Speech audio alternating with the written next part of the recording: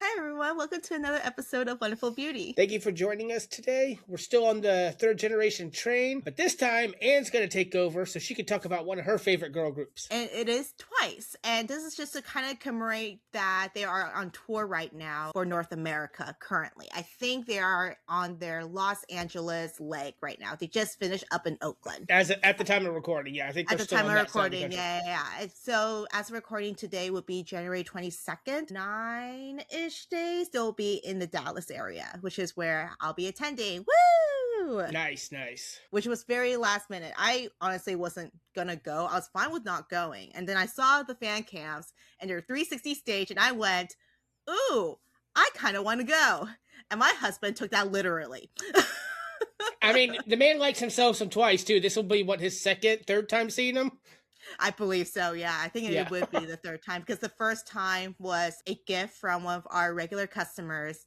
The second time was him and like the boys plus our kid. And I think I was working that day, I believe. Yeah. So since this Twice episode, I'm going to give TJ a small little break and I'm going to take over this episode. And it's going to be super fun. So pretty much how we're going to do up this episode is that we're going to do the same deep dive, all that fun stuff. However, because there's so many good songs by Twice, it was so hard to choose that TJ was pretty much like, we just need to do a wheel. And so now we do have a wheel for all the Twice songs.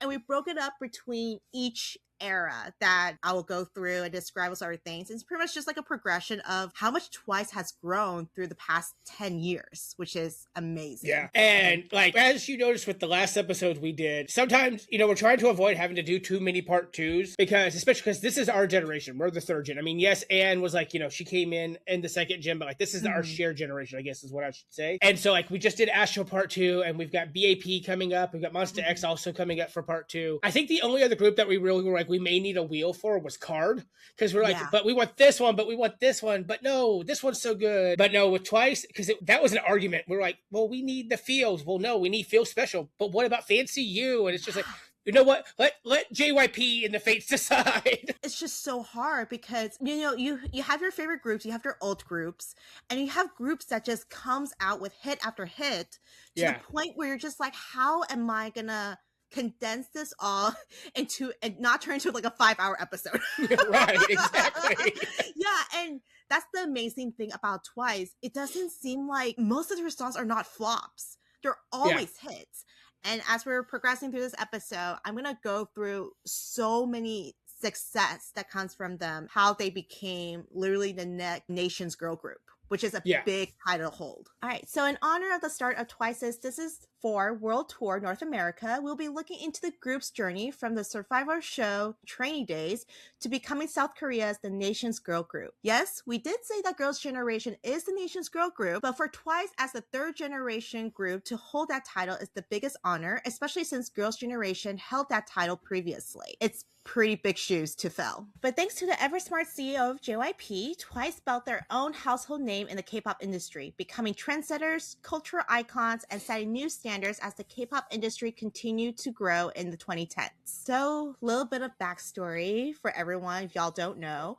On May 5th, 2015, JYP dropped 16, a survival show to form their next girl group, something they haven't done since Hot Blood back in 2008 with 2 p.m. and 2 a.m. While dropping teasers in April, they revealed there will be 16 candidates, with 2 Japanese, 1 Japanese American, 1 Thai, 1 Korean Canadian, 1 Taiwanese, and 11 Koreans as the ethnicity for these girls. Along with that, it was revealed out of the 16, 7 candidates were already in the running for the new girl group, which they put into the group major, and while the remaining 9 would be in the minor group, would be competing to join or replace them. In the end, the girls selected through A&R team and trainers' decision and online voting determined the 9 members of Twice as we know today. So the final Twice members included Jihyo, who is the leader and main vocalist, Nayeon, lead vocalist, lead dancer, center. Jonghyun, the lead vocalist. Momo, main dancer, sub-vocalist, sub-rapper. Sana, sub-vocalist. Mina, main dancer and sub-vocalist. Daehyun, lead rapper and sub-vocalist. Chaeyoung, main rapper, sub-vocalist. And Zui, lead dancer, sub-vocalist, visual, and the maknae of the group. Their fandom name is Once, and their official colors are apricot and neon magenta. So now we've reached to the third gen with all these official colors, where now they're infusing like two colors together rather than just like one solid color, since, you know, I'm sure they're running out of ideas and not wanting to. Hey, you know what? At least you have actual colors, because like the Monster X colors are like guilty, lost, and something else. And you were just like, what does that mean? Yeah, abstract. Like they have official like Pantone numbers, but they're called like, but they're based off of the Dramarama series. So it's like lost, guilty, and something else. Oh my god! So now it's like abstract art. It's like, ooh, take it as you will. Yeah.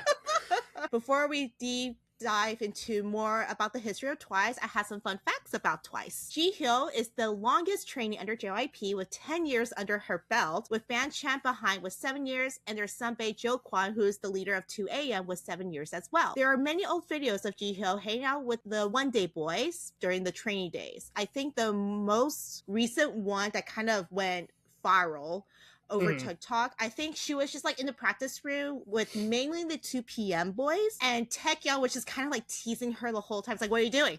What are you doing? What are you doing? And she's just like, leave me alone. And he's like, but what are you doing?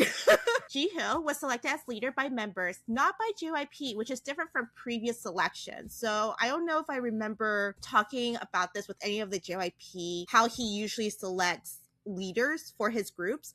Usually it's the one that trained the longest or shows leadership. It's usually JYP himself that chooses it. So it's not always the oldest one. Like Jay Park, he was the leader of 2PM, but that's also because he was the longest trainee at the time. Same with 2AM, as I just mentioned, Jo Kwon was the longest at the time.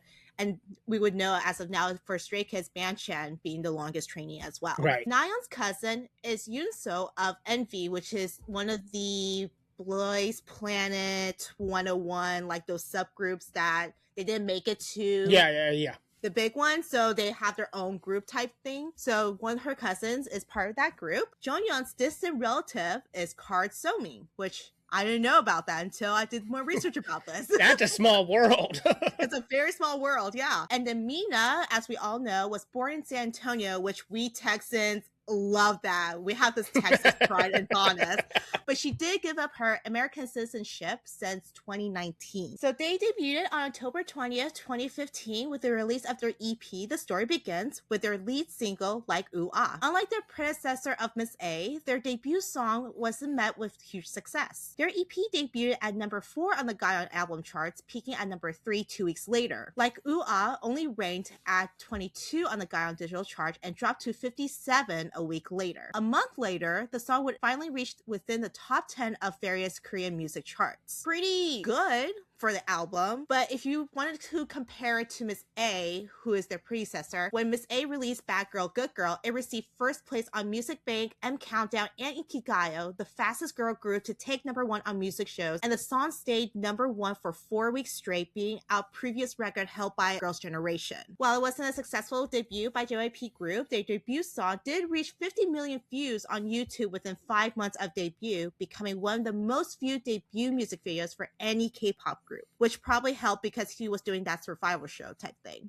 Right. They also won Best New Female Artist for Mama Awards in 2015. In January 2016, Billboard reported that their EP did peak at 15 on the world's album charts, making their first entry to the Billboard charts. So this really shows like how invested the K-pop culture is, because we saw something very similar with Red Velvet. Their debut was what it was. Like, it was a huge controversy. They were literally used to cover up dating scandals in Girls' Generation, to cover up Chris Wu's lawsuit, but they still won on the end of the year awards. They won something at the end of the year. Whereas, and it's kind of weird to think of like in hindsight, because we know who Twice is, and to hear like, okay, they did okay coming out. Yeah, which is crazy because I don't think us fans internationally, we don't look at charts or numbers or anything like that. So when doing this research, I just remember when UA came out, I was like, oh, this is such a great song. JYP, you've done it again. You came up with this big hit of a group. And I'm looking at this with all these numbers. I'm just like,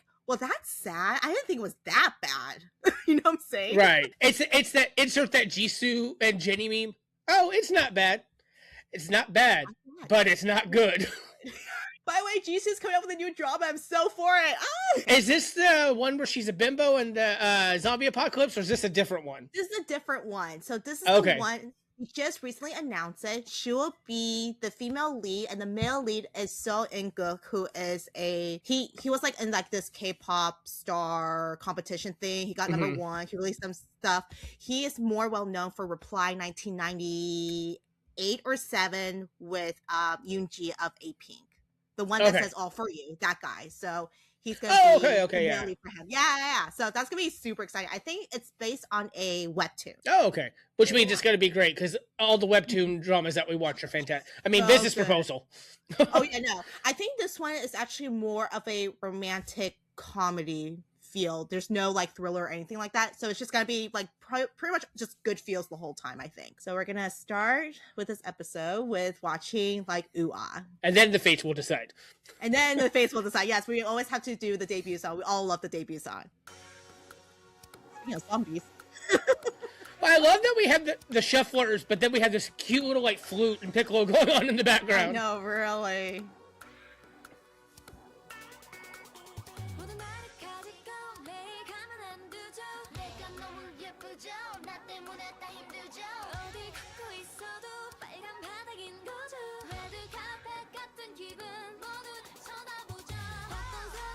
Oh, hello, Bang Chan. Getting work done.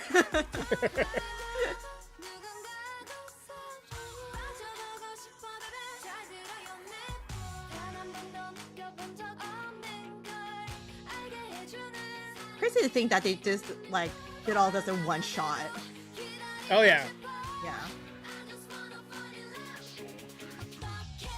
That bowl cut haunts that poor girl. Like, I remember every time they'd have a comeback, and me and you would be like, oh my gosh, she's got long hair. And then she'd go back to the bowl cut. We're like, yeah, why? So close, yet so far.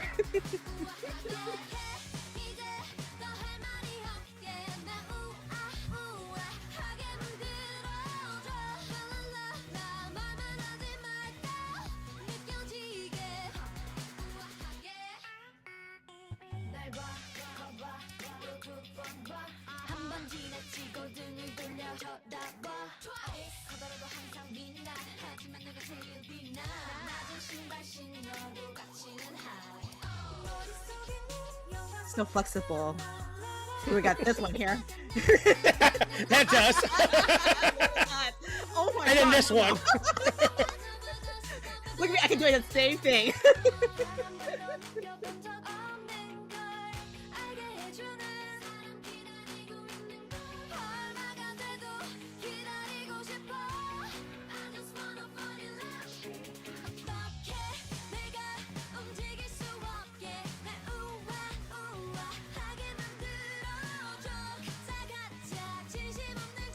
If I was ever like Resident Evil or The Walking Dead, I would have speakers set up and just have this blasting constantly to attract zombies like in the opposite direction. Oh yeah, for sure. Like it's working here, so it should work, right? Right.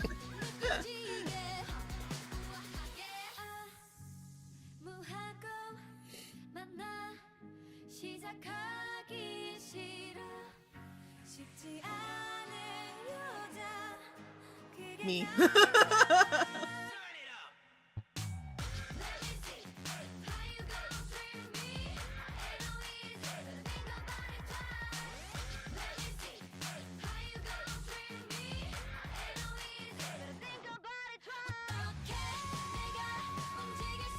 All the time, it's like, ooh, lights. Right.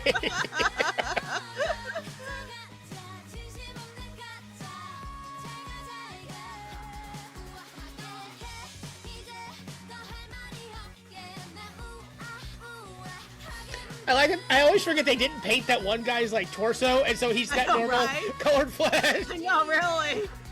They didn't really think this through, obviously. The virus didn't make it all the way through. They're only halfway there. I like how they're all like making fun of the zombies, and then you have Daehan. It's like, come on, I'll fight you. I'll fight you. I'll take you down. Got the power of Christ with me.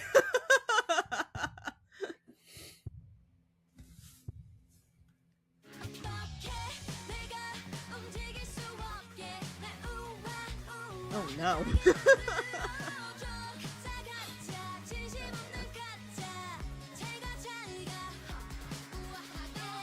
I also like for their tenure, they recreated this scene as well. The bus scene. Oh, I didn't know that.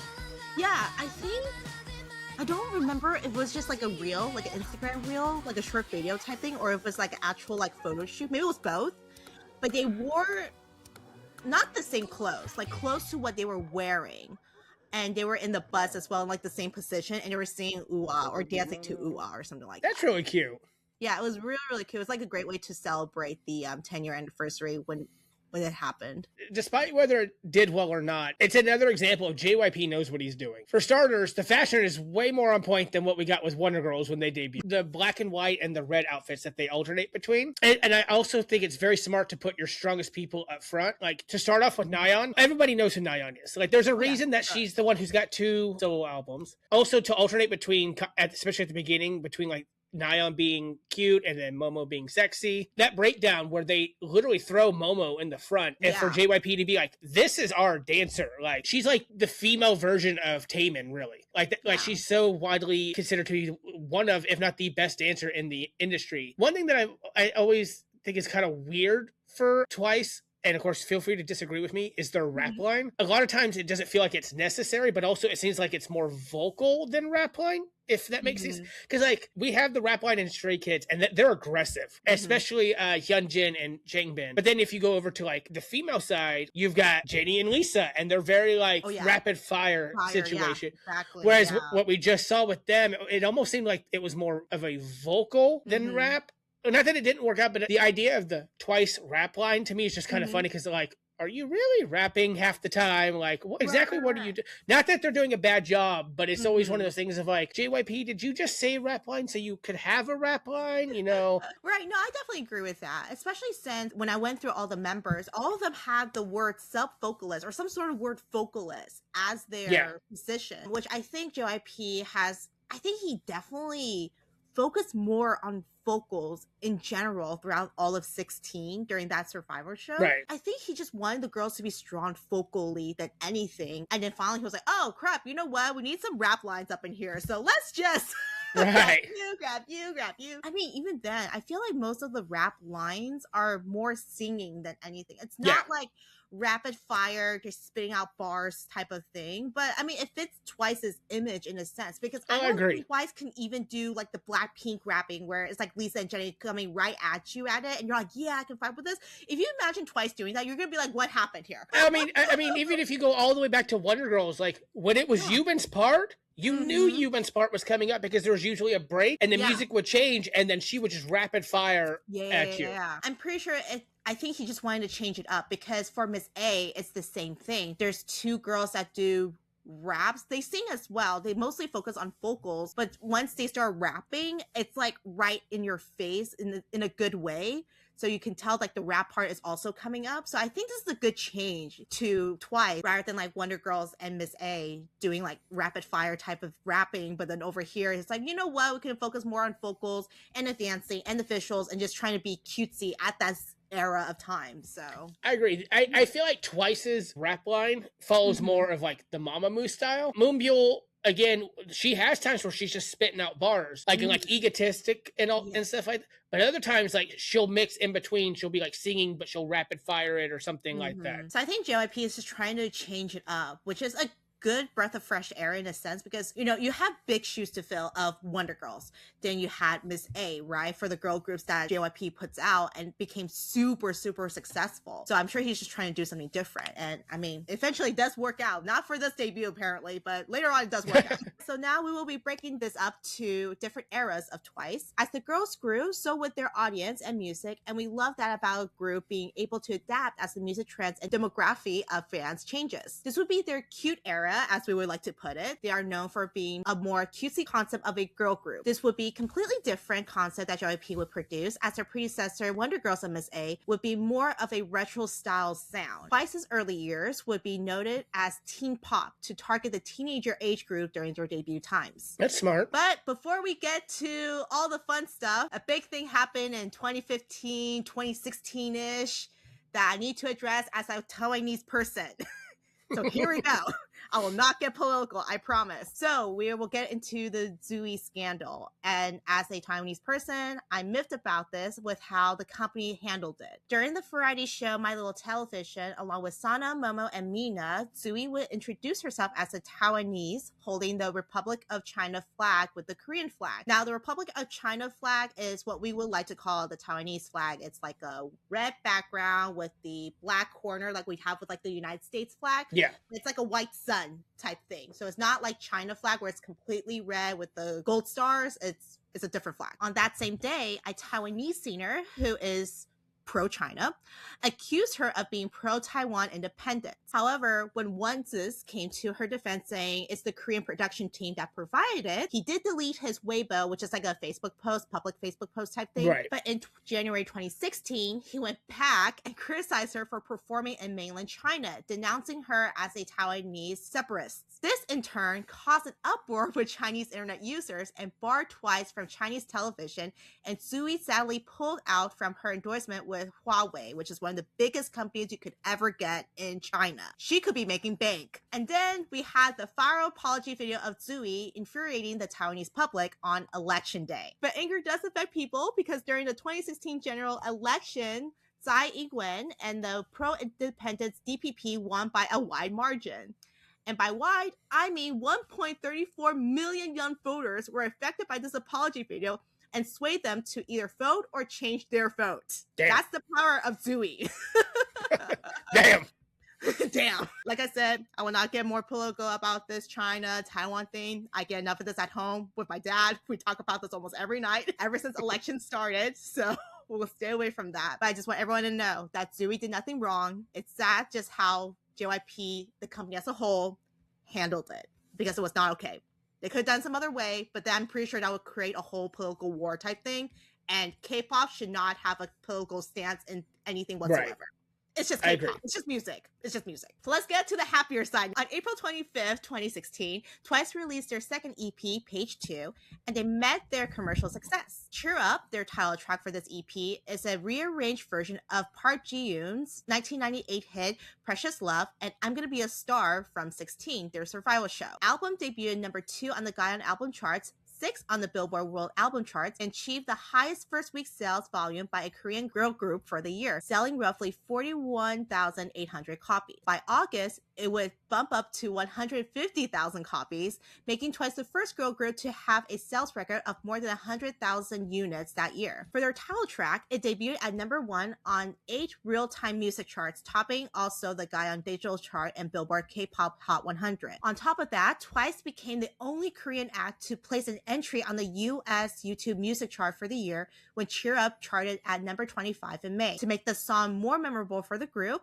they won their first music broadcast award on M Countdown exactly 1 year after the initial airing of 16. We love stuff like that because, like we discussed with Astro when they got one of their big wins, 2,000 days after they debuted. There's just something about like even numbers like that we absolutely love. To celebrate Twice's first anniversary, the group revealed their new song, One in a Million, from their third EP, Twice Coaster, Lane 1. The album and TT were released online on October 24. Being out their previous record, the album sold more than 165,000 copies within a week. In total, it sold 350,852 copies by the end of 2016. Along with that, TT became the first music video by a K-pop female act to surpass 200 million views on May 25th. On January 10, 2017, JYP Entertainment announced Twice's first solo concert within just a year and 4 months after debuting. On top of my head, I believe the only one that was quicker at the time for a girl group would have been 21 and Girls' Generation, but it was about 2 to 3 years from debut to get their first concert. The 3-day concert sold out, and right after the Korean leg of the concert tour, Twice released their first repackaged album, Twice Coaster Lane 2, with their title track Knock Knock. On top of that, they launched their Japanese website in February, marking their entrance to the Japanese market, debuting in June with a compilation album called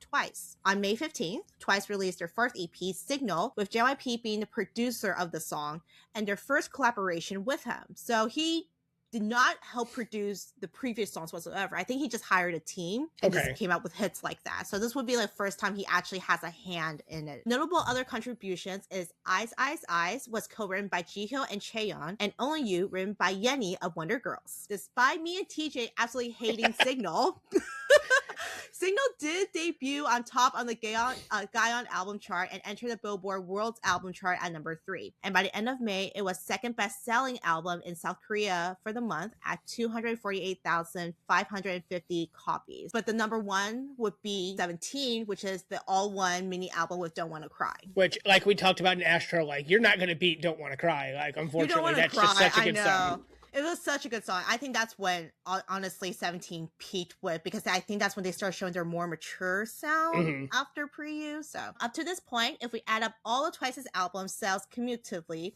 they sold over 1 million copies of their 5 albums, which is an amazing feat for debuting only 1 year and 7 months ago. Twice would release their full-length first album, Twiceagram, on October 30th with the title track Likey. Again, notable composers and songwriters were on the album, with Black Guy Pil-sun, who did 4 songs with them previously, WonderGirls Haerim, who co-composed Look at Me, and members co-wrote lyrics. A little bit of history. Black Guy Pil-sun, not Black Eyed Peas, I was supposed to say Black Eyed Peas, but Black Guy Pil-sun produces Sis Star Touch My Body, A-Pink's I'm So Sick, Da-Da-Dum, and collabed with Shinsan Tiger for 4 Minutes Volume Up, Tiara's Roly Poly, Hyunna's Bubble Pop, and Beast's Fiction. So it's a big name songs. They already won awards for this. The album will debut number 1 on Billboard World Albums and World Digital Song Sales, making Twice the first female K-pop act to simultaneously top both Billboard charts. For the holidays, they would repackage Twiceagram to Merry and Happy with their lead single, Heartshaker. The song would debut number 1 on all 4 charts on Gaon, with their holiday track, Merry and Happy, only peaking at 24. So obviously no one was feeling holly and jolly. They just want the Heartshaker instead. Heartshaker's a good song, though. It gets real addicting. I don't even know. I feel so bad. I don't even know how Merry and Happy goes. I think I've heard it once. I'm not gonna lie, but it's not one of those tracks like when you said "Look at Me," my brain instantly started singing "Look at Me" because it's so catchy. It's like playing in the back of the head, the little cheapies of Twice going, "Look at me." Yeah. But Merry and Happy, I think I've heard it once, and I couldn't tell you a single outside of it probably having the words "Merry and Happy" in it. Couldn't tell you a single lyric. Right? And I'm probably sure also, like, you probably won't even remember the music video. Like, what did they do? Maybe they danced around a Christmas tree for all we know. By the end of the year, Twice would be at the well-known Japan's 68th Kohaku Uta Gassen, marking it the first time a Korean artist appeared on the show since 2011. And in 2011, it was Kara and Girls' Generation. That is their cutesy era, as we would like to call it. So now we will spin the wheel of fate to decide which song we will be reacting to. So for our cutesy era, we got TT, Knock Knock, Signal, Likey, Heartshaker, and Cheer Up. All good ones, except for Signal. We hope it's not Signal. If it is, maybe we'll respect. That's 2 out of 3. It's just Signal every time. I know, right? It keeps getting Signal, then we're going to have to react to it. I swear if it's Signal, though. Oh my god!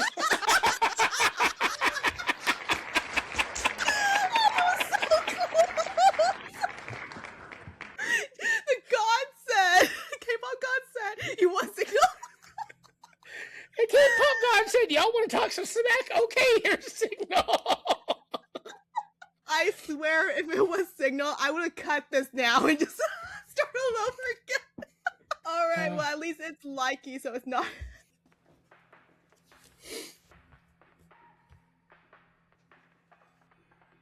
Man. Oh, there's a little alien from Signal on the camera. No, it's too. I love the nods to like the previous. They did the TT2 as well, so that would be the previous hits. I like when groups do that. Like I mentioned with Red Velvet Oompa Oompa, where they like mention their songs and their lyrics. Mm-hmm.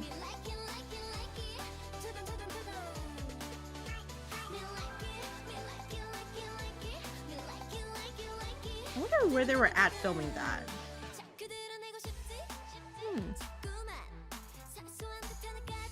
I know that one of the members recently returned to the set for their 10th anniversary, where they do the little like dance break. One of them returned to that area. This looks very, I was gonna say California, but it also looks like downtown Fort Worth. Yeah, I was about to say, but it's not downtown Fort Worth because our river, Trinity River, don't look like that with that skyline. Yeah. Imagine living on that street and you look outside and there's just some random girl on a bike and a camera crew following her. Literally, just going at it. You're just like, what's happening here? Just close the blinds and go back to bed. Yeah, but this alley right here, I think Jungyeon returned to it for their 10th anniversary. Oh, that's cool.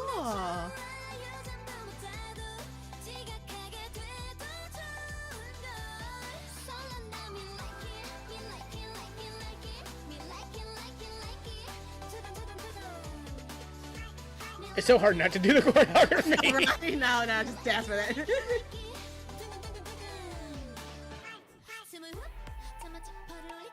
I feel like Jihyo keeps like aging in the video and then going backwards. Like she keeps getting older and then younger depending on the shot. Right, exactly. This one she can grab her hair just a little bit. Yeah. We only get really long hair a couple of times, and I think a lot of it's their Japanese comebacks. Mm-hmm. I think she had more longer hair once we reached the mature age, the era of it. Yeah. Because I know she had long hair in Feel Special, and we were like, oh my gosh, it's so good, it looks so good, and then she cut it in the next comeback. I know, right? We're like, no! Imagine you're just taking a walk in the park, and you just see girls dancing. Well, now that's common. I mean, random dance plays literally just happen all the time, but... Right? But then, no, I'd be like, I'm going home. I don't know. What is this? Yeah, see, that shot looks like it's downtown Fort Worth. It's like the Sundance Square area. Yeah.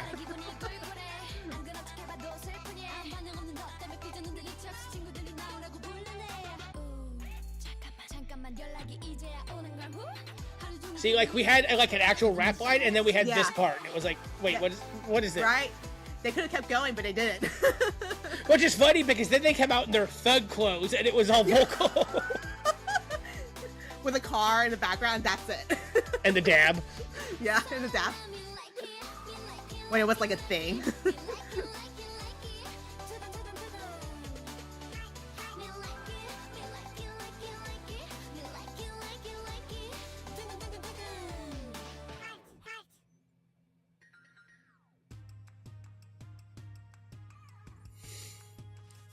It's such a cute song, but I also remember that it has a really dark meaning behind it. It's one of those like, oh, it's so cute, but it's about like social media standards of beauty and stuff like that. There was a line that said, I think it was Jihyo's line, I was saying like, I have to sip up my zipper to make my waist tinier or something like that. Something like that, yeah, I remember. Yeah. I remember seeing that and I was like, ooh, I forgot how dark this is. So in April 2018, they released their 5th EP, What Is Love, also produced by JYP. Within that month, they sold 335,235 copies and became the first female artist and 5th act to earn a platinum certification by the KMCA. They would also embark on their 2nd headline tour, attracting over 90,000 fans in 6 cities in Asia. For their next repackaged album, they released Summer Nights with the title track Dance the Night Away. It surpassed 100 million streams and 2,500,000 downloads on the Gaon Music Chart, earning their first platinum single certification for both streaming and download. In November, Yes or Yes dropped for their 6th EP, with the music video achieving 31.4 million views on YouTube within 24 hours, becoming the 7th biggest 24-hour YouTube debut of all time. They released a special album titled The Year of Yes with the single The Best Thing I Ever Did. On April 22, 2019, they released their 7th EP, Fancy You. The Fancy music video garnered over 42.1 million views in a single day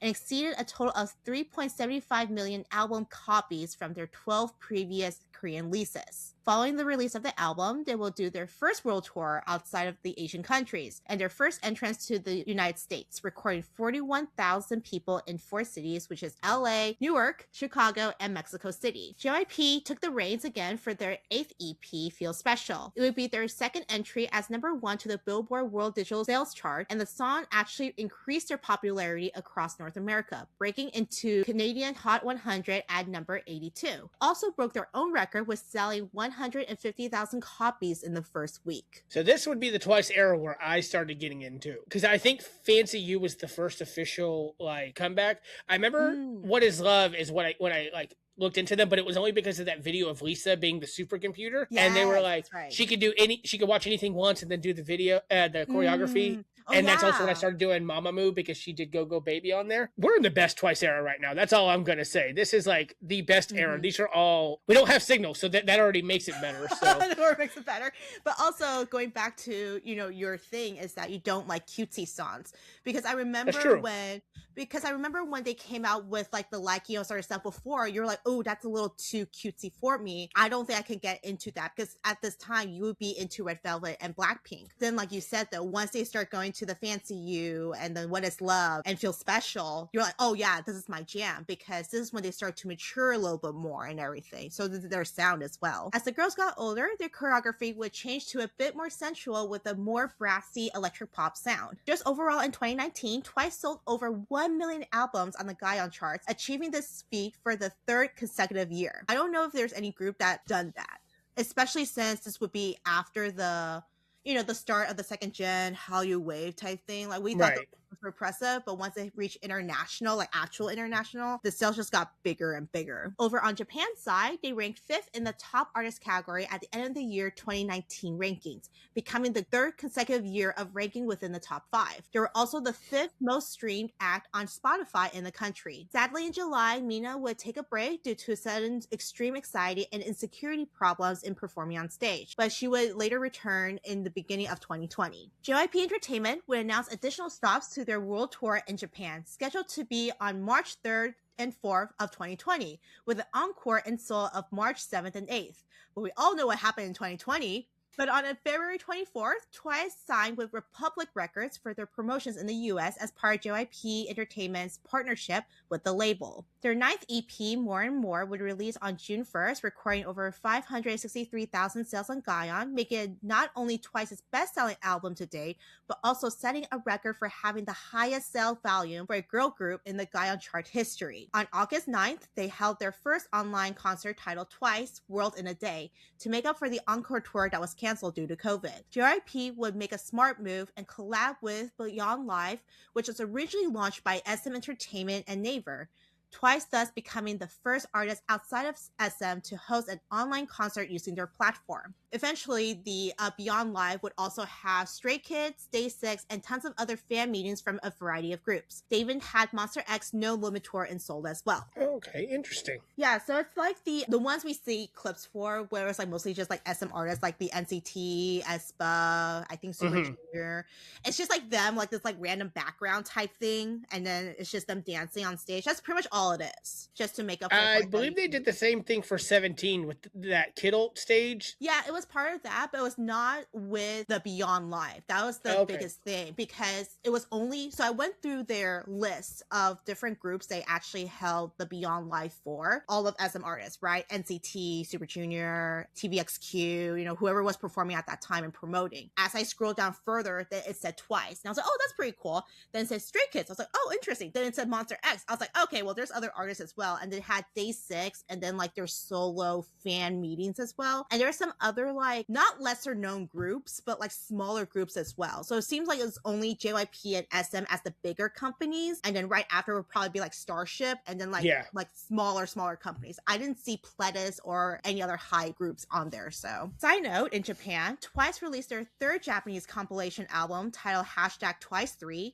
which became their 7th #1 album on the Oricon album chart, making them the 2nd foreign female artist to achieve this following BoA. October 26th, they released their 2nd Korean album, Eyes Wide Open, with their title track, I Can't Stop Me. The album debuted at 72 on the US Billboard 200, making their highest entry since More and More, and becoming the third K-pop girl group to break top 100 after 21 and Blackpink. During this time, Jonghyun would take a break due to her anxiety disorder. I won't know this later on in this episode, but she does come back in January 2021 for the 30th Seoul Music Awards. But between August and November 2021, she would take another hiatus due to panic anxiety disorder. The girls would debut on the US television at The Late Show with Stephen Colbert, performing I Can't Stop Me on November 30th. During the Mama Awards 2020, Twice gave a surprise performance to their unreleased song Cry For Me, which was a present to OneSis. But because of the high demand of it, the song officially released digitally on December 18th, breaking to the Billboard World Digital Song Sales chart at number 1 by January 2nd, 2021. This is the list of all the songs we have for the mature era, so I'll be fine with anything. There's no signal. Yeah, I think the only one that I don't know on here is this one right here. Oh, the best thing I ever did or had or something like that. Yeah. I don't think I know that one either, actually.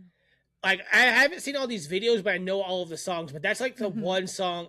I say that and watch. As soon as it starts playing, I'm like, oh, I know what this is. Yeah, right. It just takes a while to listen to it. You're like, oh, yeah, I heard that. Spin that wheel. Whee.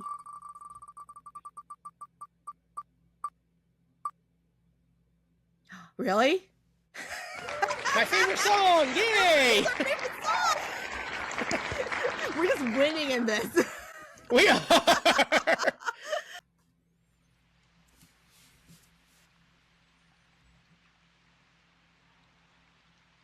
I think you actually introduced me to this video because I think I was on a fancy kick and you're like, no, let's watch this one because this one's better. Yeah. And we were at your house because Kevin and I were playing Pokemon. Oh my god, that's right. Oh, that's a long time ago too. And I think we had Hot Pot while watching this video. I don't know why I remember all these details, but I can't tell you what happened yesterday. I don't remember that part. Oh, I love her look in this. I know. It's so good here. Oh. I think just the shooting of all these different scenes are so good.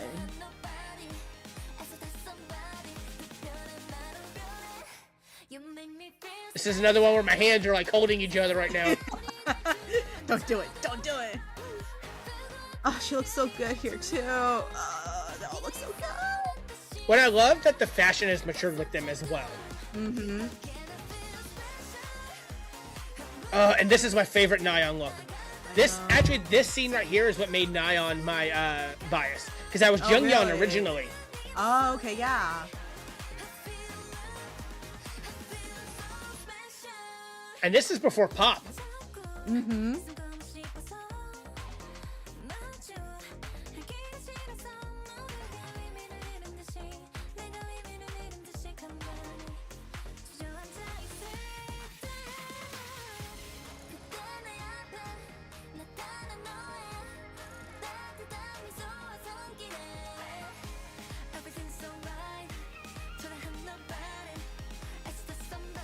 This was also the first Twice album that I ever bought. And I remember because I pulled Zuyu, and I was like, here, you have to have it. And it was her in the dollhouse. Oh, yeah, that's right.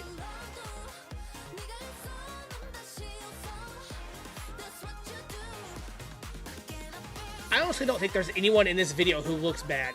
Everyone is on point. So. Like, yeah, I think the stylists who styled their clothes and everything did just right. You know what I'm saying? Like, no one looked out of place or anything like that.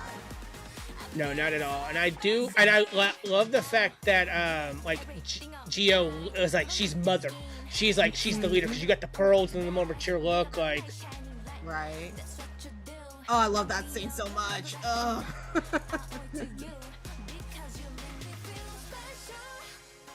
And then this scene with them. I literally got goosebumps right now because this video and song is so good. It's so good. I always love that scene too. Ugh.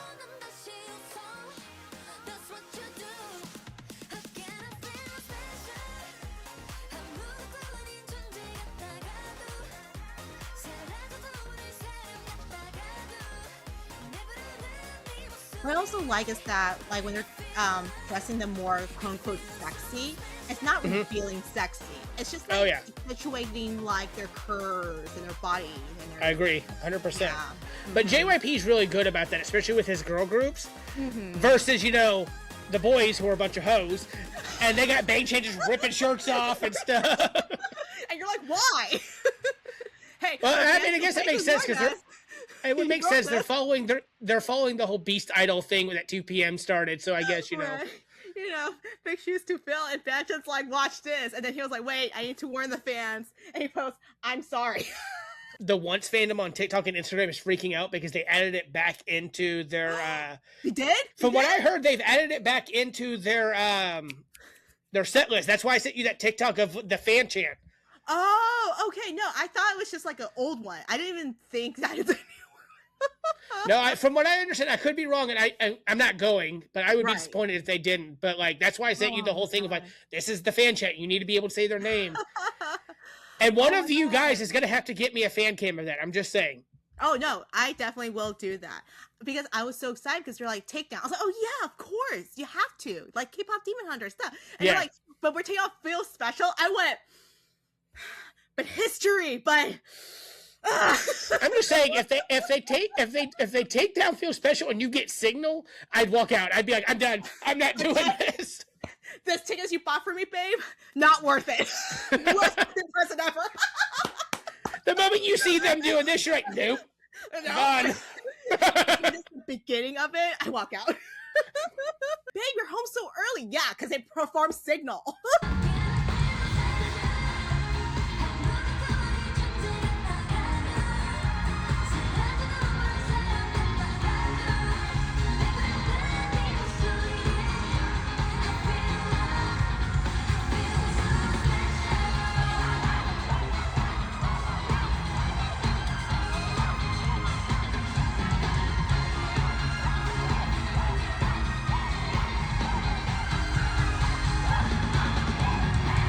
On April 28th, 2021, the girls made an appearance on one of our favorite people's show, The Kelly Clarkson Show. But I do want to say that this is one of the cutest interactions I've ever seen. Like her trying to get Suyu's name right and making sure, like, saying it properly. Yeah, not only that, but people do that. No, I agree. And like you see it whenever we record because my pronunciation is terrible. Like I edit it out a lot, but I'm always like, what's this person's name? How do I? Right. But also, I do want to take a moment. Hopefully, this will be the last time I interrupt you. But Kelly Clarkson has done so much as far as K-pop in America. She's had twice 17. Monsta X, I believe, were the first ever people to be on her show. She even promoted Taemin on her show. This must be during the COVID times because she had a video call with Rosé of Blackpink as well. Yes, I remember. And then it was one of her, her producer or the social media team that was like a Blink, and she just like fangirled the whole time. She was like, asking the questions as she should as like a talk show host. But then later she was like, by the way, one of my, employees love you, and just like dragged her on there. That's what she didn't have to. Everyone's on late night. They do Stephen Colbert and all that stuff. But I feel like really Kelly has done a lot more for the American side of K-pop than everyone else. Again, when Taemin was on her show, and I was just like, out of all the people, like Taemin, like that was just, and it wasn't even like when he did Guilty or anything like that. Is when he had like he had a single, the Heaven single, and he went on there to perform it. Most of the late shows, it's not much of the interviews aside from BTS. We're not putting BTS in this because BTS actually had RM to help with speaking in English or other things. And, they became buddies with like James Corden and everyone else and Jimmy. Right. But most of the time when K-pop idols are on late shows, they mostly are just there to just perform whatever song and album they were promoting. They never have usually a sit down interview. It's mostly the daytime shows that have more of a sit down interview. Because of BTS and Twice and all these other groups that came on Kelly Clarkson's show and everything. I think it's becoming more common to have like an actual sit down interview now. I mean, it's a missed opportunity, especially because, you get the clips and everything. Like, again, that whole scene between Kelly and Suyu, her literally turning and Suyu being like, you can call me whatever you want. And Kelly literally saying, no, I want what is more comfortable for you. What do you want me to call you? Plus, see idols on music shows and music video thing, but that's completely different than seeing them sit down, talk about their album, where they came from, especially when you're with a personality such as Kelly. She's very much got that Southern hospitality where she wants to get get to know everybody, and like For sure. almost like you're sitting in her home when you're in her studio. Going back to the Kelly Clarkson's show, they performed Cry For Me to follow up the success of the digital single. This will also start the breakout to the American charts, taking advantage of their contract with Republic Records. They released their first official all-English single, The Feels, on October 1st. As an Easter egg, at the end of the music video, their third full album and fourth world tour were teased. The song would debut at number 83 at the Billboard Hot 100, marking their first appearance on that chart. In the UK, it would chart at 80 on the UK singles chart. For promote in the US, appearing on The Tonight Show starring Jimmy Fallon, Good Morning America 3, What You Need to Know, and The Late Show with Stephen Colbert again. The music video would also be nominated for Best K-Pop at the 2022 MTV Music Video Awards. While the song was met with huge success with the breakout to the American market, the meaning behind it while promoting the song is very sweet. During their interview with Bustle, the group talked about their wish to connect with their US fans, whom they haven't seen since their Twice Lights World Tour back in 2019. Nayeon even mentioned that they wanted to communicate better with these fans. As mentioned for the Easter egg, they would release their third full album, Formula of Love, O plus T equals less than 3, which makes a heart, if y'all know. On November and for those of us who are old, it means OT3. OT3 on November 12th with Scientists as their lead single. Chaeyeon would rewrite The Feels to Korean on this album. I didn't know there was a Korean version of The Feels. Yeah, it's like one of those things where, like, you know, they release a Japanese single and you don't think about it until they remake it to the Korean one, and you're like, why did they make it into a Korean one? It sounds weird. I kind of put away the Korean version because it sounds weird. It's the same thing as when ATEEZ performed In Your Fancy, the Korean version. I do the same thing. I'm like, ew, no. Yeah, it's I do that, thing. and then the sound by Stray Kids when they do the Korean version. I'm like, yes, and you're like, no. No. Which I guess before we watch it, we should kind of mention there is significance with this song with us. Way back when Anne decided she didn't want to be single anymore and she wanted to get married, you know. My bad. it's kind of funny that Twice has now been involved in your wedding twice in this episode. Twice has been involved twice.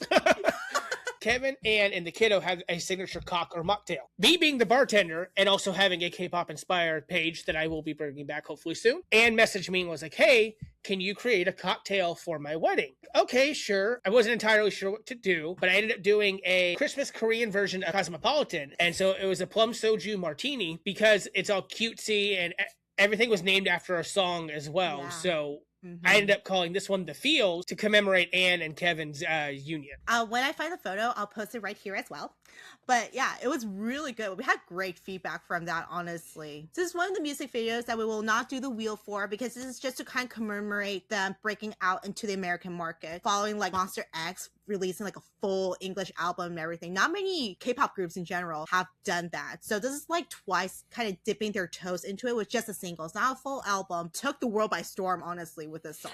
And this was a very common thing during this era of K-pop because, like you said, Monster X was the first ever group to release a full English album. And then we have The Feels by Twice, but we would also get Butter by BTS around this time as well. Yeah, for sure. So this is when literally K-pop would take off in the American market in like the best way possible, allowing for K-pop groups to just have more concerts, more fan meetings here in America. It's becoming more and more common around this time, I believe. Yeah, versus, you know, back in the Hallyu wave, it was just WonderGirls. They had like their 2 tracks that were coming out.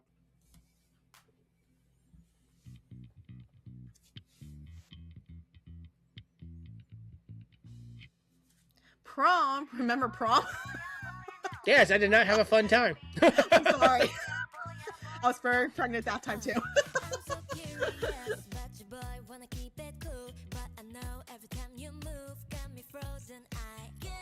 But I also kind of like how they were leaning into like the American culture because I feel like only America has prom.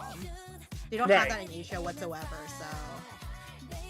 I also like that they've kind of gone back to more cutesy concepts for like their outfits and stuff, but it's also got a little more grunge / almost like Clueless vibes from the movie Clueless. Yeah.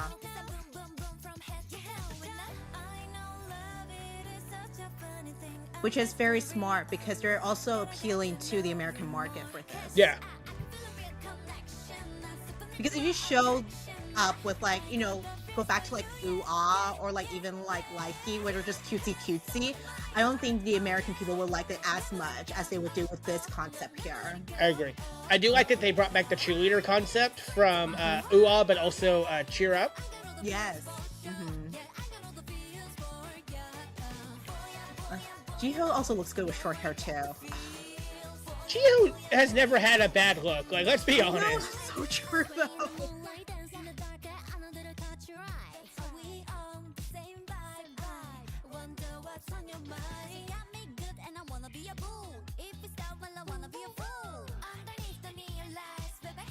What is this choreography? The things we locked away that we don't remember.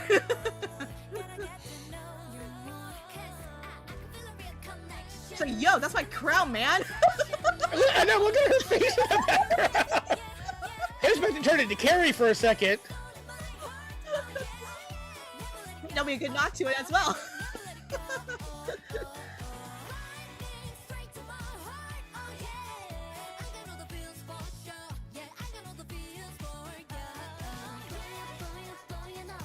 I also like that they kind of went with like the cringy prom dress designs, because you know that's always the thing in like the movies, especially the '80s, where it's always like the like cringy, overly fluffy prom dresses and like stuff. Right there, yeah. The puffy sleeves on Jungyeon. Yes.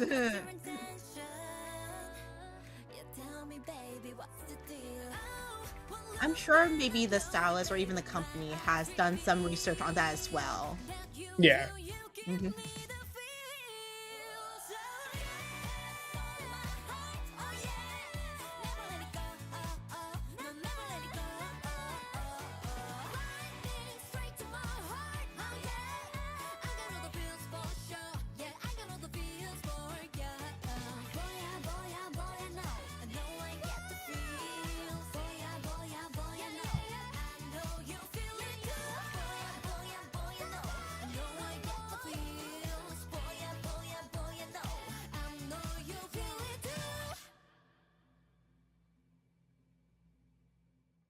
See, I've seen that video and I've never seen that poster before.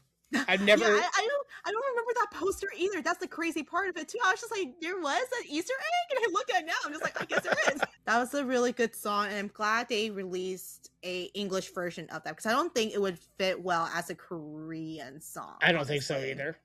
Especially with where they were maturity wise in their sound, because that would be kind of like a backpedal almost.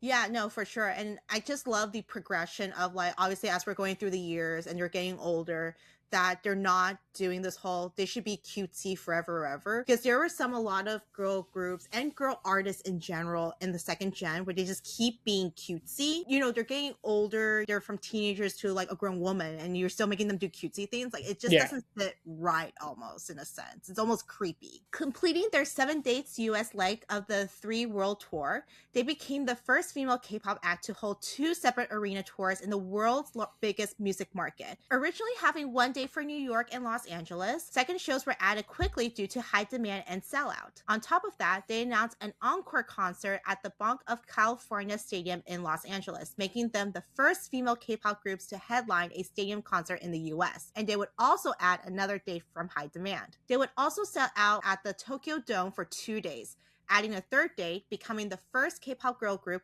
and second girl group overall after AKB48 to hold a 3-day concert at the venue. Because of the huge success, it's no surprise that they all decided to renew their contracts with JYP. Their 11th EP, Between 1 and 2, with the single Talk That Talk garnered 1 million copies sold and surpassed a cumulative album sales of 14 million by the end of the year. That's another really good album. Most of these albums, even with their B-sides, is good as well. And I love that they show like different subunits and solos and just different like color of Twice as well. So it's not just constantly, we could only do cute, we could only do this sound, that sort of thing as well. And I mean, because on Between 1 and 2, we have Talk That Talk. I think it's Queen of Hearts was the title of another one. When we were kids, like this would be about the time where I was kind of like, okay, it's time to step back from Twice, because I feel like this was peak between like this and Feel Special and all that. And I was like, I don't think we can't go any higher after this. Starting the new year of 2023, they pre-released their new English single, Moonlight Sunrise, ahead of their 12th EP, Ready to Be. This era would be the many firsts for Twice. If you can believe it, now they're into their 8th year in the industry. Embarking on their Ready to Be tour, they released their 10th Japanese single, Hare Hare, which was created for their first stadium tours in Japan with 4 sold-out dates, becoming the first K-pop girl group to hold a concert at a stadium in Japan. Over on the American side, they sold out on all stops, including SoFi and MetLife, which is big stadiums, by the way. Yeah. Huge, massive. It's a first for any K-pop girl groups as well to sell out in that stadium. In the total of their tour, it was the largest yet, with 51 shows in 27 cities across Asia, North America, South America, Oceania, and Europe, recording 1.5 million attendees. And again, their debut was meh. Yeah. And now look how much they've grown within their 8th year of debut at this point in time. In the end of 2024, their 14th EP, Strategy, released with Megan Thee Stallion being a feature. In November, Twice became the first K-pop artist to headline the Amazon Music Live. I don't know if it's just for Amazon Prime members. I just know Amazon hosts this every once in a while. They'll have like this undisclosed venue. I think you have to like apply for it or something like that to get the venue and the details and the dates and times, all this sort of stuff for whatever artists they're doing. Usually it's like in this club. It's very intimate. The recent one, I didn't see Twice. I didn't realize Twice was on the Amazon Music Live. I did see the aespa one, which, by the way, Amazon, how dare you return that aespa signed album? Okay, I got that for my husband, and you returned it because there's a problem in transit?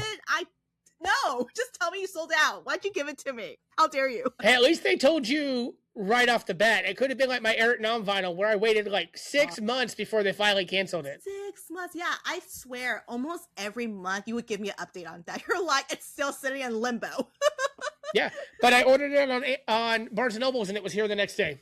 Oh, well. Make it make sense.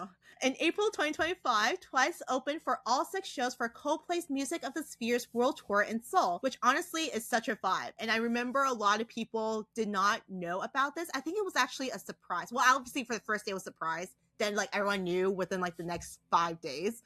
But I remember like all the fans were like, why are they playing Twice? Oh my God, it's Twice! I didn't know about it until you said that. I was like, wait, what? I was reading it. And I was like, wait, what? They did what now? Yeah, it was really cool. So like they opened up, I don't know what songs to perform, but obviously all their songs are hits. So you can't go wrong with anything. And they performed like 4 to 5 songs, and everyone like as a joke said it's not like Coldplay's concert anymore. It's Twice's concert. Like it's like their main concert. And valid. Yeah, very valid. And then on top of that, the lead singer of Coldplay, he even invited all the girls or just Jihyo to sing one of the songs too as a collaboration as well. So they were brought back on stage too. So, but I just remember like it went viral over TikTok because everyone's like, what the heck? I'm really here for Coldplay. What do you mean Twice is here? So there's like all chanting and everything, and they don't have their light sticks, obviously. So they have like I believe Coldplay had the wristband light sticks because they're like promoting like eco-friendliness and all sort of stuff. So it's like a recyclable thing. So all they're doing is just doing this the whole time. Like, yeah. I mean, think about it. You go to see Coldplay, and all of a sudden you're at a Twice concert. Like, you're like, what's happening here? 2 for 1. Released in June, Jonghyun, Jihyo, and Chaeyeon would be featured on the most popular summer music soundtrack on Netflix, which is K-pop Demon Hunters with Takedown. And of course, Strategy was on there too as well. In July, they would release their 4th Korean full album, This Is 4. On August 2nd, Twice would headline Lollapalooza in Chicago. And finally, to commemorate their 10th anniversary, they released 10, The Story Goes On, along with a documentary film, 1 in a Million, but the million, the IN is to a 10, because, 10th anniversary. Nayeon, Jihyo, Momo, and Zooey would also perform on the Victoria's Secret Fashion Show 2025. Also a first for a K-pop group to perform on this stage. And let me tell you, they look really cute.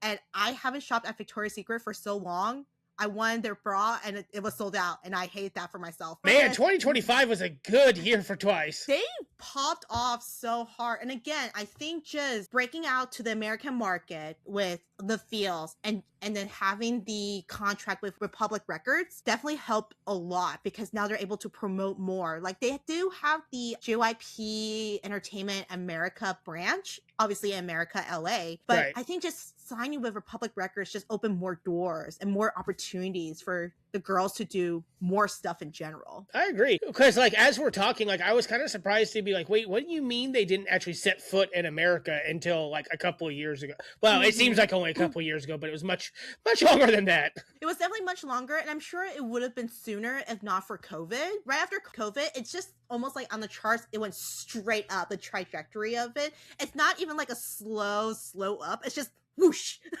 Yeah. I mean, yeah, I don't know any other way to describe it. Yeah, so this will be our last wheel, which would be the latest or the most recent songs we just kind of grouped together from all we've talked about so far. Yes, and it's only twice songs, so there's no takedown on here, unfortunately. No, we don't want to get copyrighted. Spin that wheel.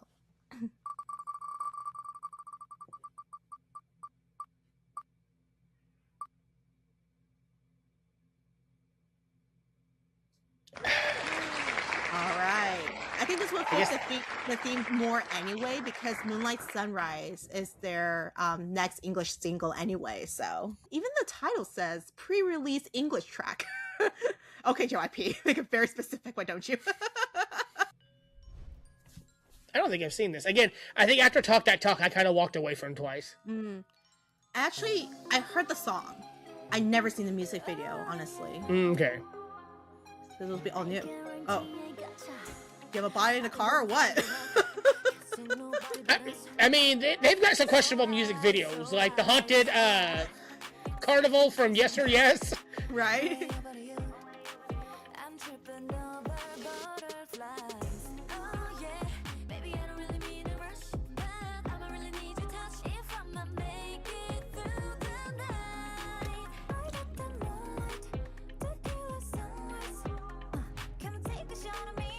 I literally was just like, oh my god, thank god we left alcohol free off on this wheel. Like, literally just thought about that song. Well, I did that on purpose. So I guess Signal's not the only song that makes us go bleh. I like that bow toss though, it's so cute. I love bows.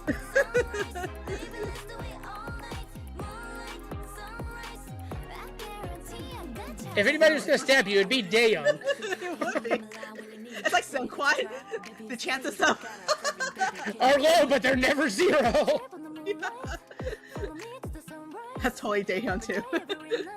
Well, she's the happy virus, the weird one of the group. So I know, sometimes maybe something will just snap in her. You just never know. Just go watch her on 16. You'll know exactly what we're talking about. I just think it's really funny, like a little bit of backstory. So, Jo Kwon, the leader of 2AM, obviously 2AM ballads, right? Beautiful vocals, like it's so great and everything.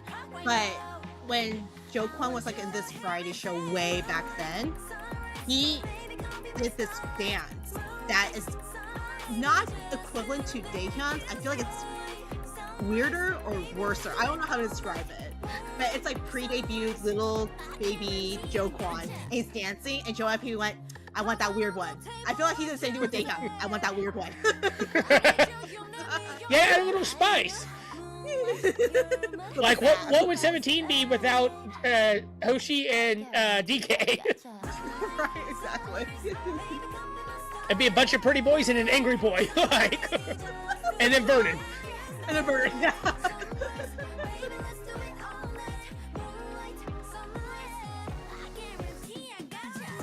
Oh, okay. That was a weird kind of part. That was aggressive.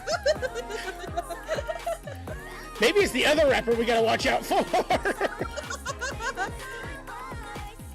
It's like the trend that they were doing. Looks like a cinnamon roll.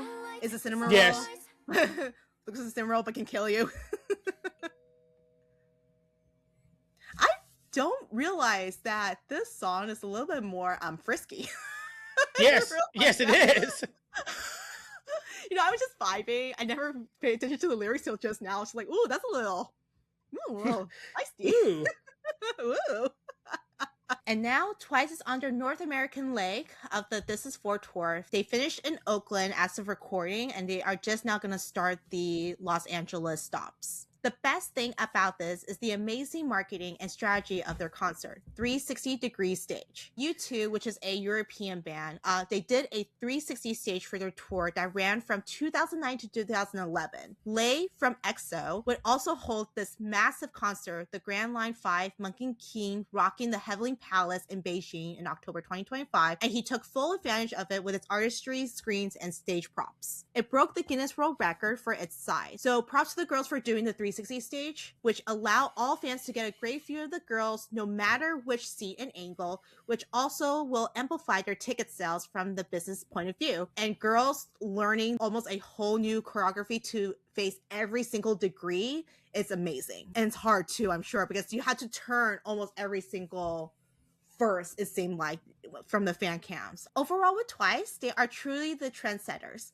Incorporating the start of emojis and modern online culture, they released TT as a crying emoji and Likey alluding to Instagram culture and struggles of maintaining a beautiful social media image. A music critic named Kan Taegu described Twice as being one step ahead of the current period among other girl groups during the same period of their debut. The impact in the industry is also massive, which helped with JYP's stock increasing in value by a factor of 7 within 3 years. Within the variety of ethnicity in the group, Misamo, which is Mina, Sana, and Momo, would bring attention to Japan about Twice even before debut. The same with Zooey for Taiwan, which may have affected the 2016 Taiwanese general election. Even when they performed in Texas, fans would cheer louder for Mina only because she was born in San Antonio. Like you said, we like our Texas roots. We got to root for the Texas hero. Roots. Yeah, for sure. And also for Taiwan, when they did the This Is 4 tour stop at Kaohsiung, they pretty much changed all their lights of the skyline to blue, which is, well, also because of the This Is 4 tour color, you know, from the posters and the promos and all sort of stuff. But blue is also Zooey's color in terms of her lovelies, the little mascot things. That's her color too. So I saw the videos from that and how like they changed certain songs so she could be the focus and all that. Like it was a very sweet moment because it was the first time in their entire career to be in Taiwan, wasn't it? Yeah, for sure, because of that whole thing. A little bit sidetrack. I just read an article from the Korea Times saying how now they're lifting the ban of K-pop in China. So it'll be very interesting to see how they're going to bring K-pop to the mainland China. Not like, you know, like Hong Kong or anything like that, because Hong Kong technically is not part of China, which again, I won't get political about it. But it'll be very interesting to see how they're going to bring this in, because YouTube is also banned in China, supposedly. I don't know facts about that, but it's just interesting how they're going to promote K-pop into that, because the Hallyu wave definitely stopped 10 years ago in China. So now they're going to have to play catch up with this to meet up with this market. So it'll be very interesting to see how that goes on. But yeah, and it's going to be interesting to see if Twice is going to be included on that list of banned people because of Suyu. K-pop is just music. It should never be political or anything serious like that. Yeah. But you also have to play it right from the business point of view, because again, groups are fan base, and this will actually make or break how they will promote in China. So but yeah, Zooey being back in Taiwan, I cried so hard over that. I just cried for no reason. I was just like, she's back. I was like, get there. Her face is everywhere. But as they're approaching their 11th year in the industry, it'll be amazing to see what else they can accomplish in this industry as the leading third gen group, and I'm here for it. I do also like the fact that the music critic said that they were one step ahead of the current times, because really, from what we've done as far as girl groups so far, the only group that I can think of third gen wise really that did the same thing is there was a music critic that kind of said the same thing about Mamamoo as well. Exactly. That even though their sound was a little more old, they were kind of staying ahead of the trends of what the other groups were doing at the time. But for Mamamoo to take that step away and be like, hey, we're vocals and we're only focusing on vocals. We don't care about looks. We don't care about, you know, the dresses and all those other things, which is great. It's a breath of fresh air as well. And the way that JYP also promoted that in the sense of like, this is your typical K-pop girl group, but I'm going to make it better in a sense of like going ahead of the trends, making sure that they are growing into becoming women and not just staying as a girl the whole time. Which one thing that I do attribute to their success, of course, we've talked about JYP extensively on here. A lot of it goes back to Jiyoung, because she just celebrated 20 years in the industry. Oh yeah, which if you have not seen that video, go watch it just for Mingyu. They just roast her the whole time. You know how it's like the roast for Justin Bieber? It's the same thing as that. You've been in the industry for so long, all your friends gathered, like, we're just gonna talk crap about you, and you're just gonna take it. Yeah. I mean, I watched it just for Mingyu, because Mingyu was a menace the entire time. You see it on TikTok a lot, you see it on Instagram, and like it's pretty well known throughout the industry. Like, Gio loves what she does, and you see it. Really does. I think I think she's doing Talk That Talk, where like she comes from the back and she takes over because it's her part, and just the way that her face lights up. It's kind of the same thing that people said about 17 when 17's inner earpieces stopped working and they couldn't get everything back up, and how like instead of getting mad like some groups would or something, like S groups like gather them all together and was like, go to the front, we know you know what the next part is. And I think Gio being in the industry for 20 years definitely helps, because it makes you more professional, makes you love what you do. You see it again with Bang Chan, which is why he was really allowed, even though they weren't a survival show, he was allowed to pick his members for Stray Kids for the most part. You see, like, as much as they give him crap, when it comes down to it, Chan is in charge. Twice, of course, is great, but I think Gio just being in the industry for almost 2/3 of her life really does make a big difference. Crazy to think that you being in an industry for 20 years now and you still love it so much, because we obviously seen some of the first gen artists and idols that have definitely strayed away from that, and they decide to get married, have kids. There's nothing wrong with that. Like, live your life, that's what you want to do. But there's some that just like when they come back because they need a little bit more money, like no shade or anything like that. You can tell they're just doing it for the money. They're not doing because of pure enjoyment, that sort of thing. I can see Jihyo coming, like somehow Twice disbands or it ends, however it goes in the far, far future. Jihyo's going to come back as a soloist and enjoys every single moment. She will not complain a single thing whatsoever. She absolutely loves, like, she was born to be an idol. I 100% agree. That is the episode of Twice, a little bit of deep dive and all the successes that the girls had. And we're just going to end the episode for their most recent one, which is This Is For music video. I haven't seen this or even heard this song, I don't think. Very pro-girl, like girl empowerment type thing. And fun fact, clothes they're wearing, the red ones with like the woven crochet things, is from a small business, and they commissioned her to do it. Oh, that's great. I like when they do that. I love when they reach out to like small business like that, and she was like, this is how I made all their things and their pieces, like the clothing pieces as well. She made sure it was different, because and that's impressive, because I have a friend that crochets. They made the little bongi for the kiddo for their birthday. So I could imagine having to make 9 individual outfits. And also you had to make sure it's the right size too, because crochet can be like, or yarn can be like a little stretchy, but you can't stretch it a lot. You know what I'm saying? Because then it's not like you can just like let it out or let it in without having to completely redo everything. Oh, okay. There she goes being aggressive again. They're all aggressive now.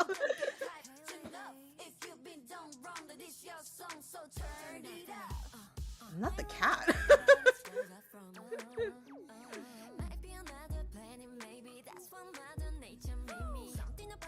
But isn't it cool? Like, each piece is like all different though. Yeah, I agree, because they could have easily just put everyone in the same thing, but like you said, making sure that everyone's style is incorporated as well.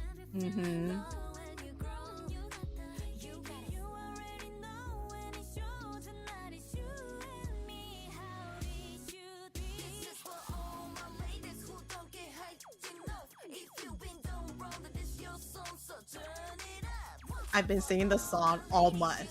I annoyed me the whole time. All I have to you gotta get ready. 4. I know, right? But all I have to say is this 4, and then like kiddo will pop out. I was like, oh, my ladies, who took it? It's a good thing that y'all compliment each other's weirdness. And Kevin stuck with it forever.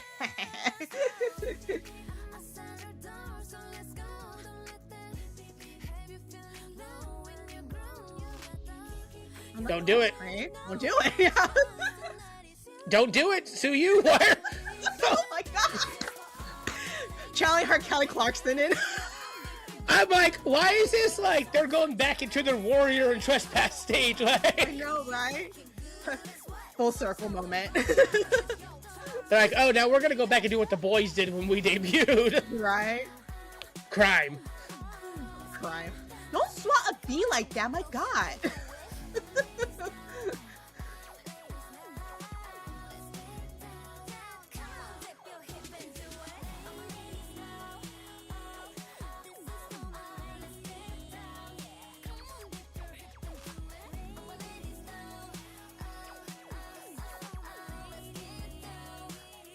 What is with that cat? Why the aggressiveness? They're so aggressive. Like, we're done. It's been 10 years, man. Okay, I like that. So I've only heard the opening to it, and I was like, I think I heard the first 10 seconds. I was like, ew, no, I don't like this. But I like the actual chorus and the song itself. Yeah, it's more iconic with the chorus and everything. I think the beginning part, well, here's the funny thing. This came out the same time In Your Fantasy came out by AT, so we definitely, and Jump, too. I remember that. Oh, yeah. Because I had that conversation with Annie, my cousin-in-law, who is a huge K-pop fan as well. Because first we saw In Your Fantasy. I went, oh, crap. And then Patrick, which is Annie's husband, is a huge Blink, and he was like, oh, but Jump just got released, and we're like, oh crap. And then Annie finally went, y'all know that Twice released a song, right? and the funny thing is until you said that, like, my brain had blocked out that all came out at the same time, because I remember I listened to Jump and I was like, okay, this video is weird, I don't like this, but the song is good. And then of course In Your Fantasy, and you and I were like, because it was right before tour time. We're like, in your fantasy, in your fantasy, in your fantasy. Yeah, the whole time, yeah. But yeah, so that is the retrospective of Twice so far. And I hope y'all enjoy the episode. Yes, that was a lot of fun. I turned into Anne this time where I'm like, I know Twice, but I don't know Twice. Mm-hmm. So that was a lot of fun because outside of like the Suyu controversy and a couple of the times where they went on mental health breaks, like I didn't know nothing about them. And Bang Chan being in their debut. So this was a lot of fun. It's kind of fun to be on the other side when you know a group and not know. Because like when you jump into the second gen, I'm over here like, yeah, I mean, Anne likes this group. I don't know anything besides that. Right, yeah. Whereas like, it's like, no, this is a group that I genuinely at one point did enjoy. So it was nice to like, be like, so where did they come from? Hope y'all like this episode. We'll see you in the next one. And if y'all went to the Twice concert, or if you're going to the Twice concert, I hope y'all had fun or are gonna have fun. And I am jealous of every single one of you, but it's okay. Our record feels special for you. Yay! All right, everyone, have a good night. Bye.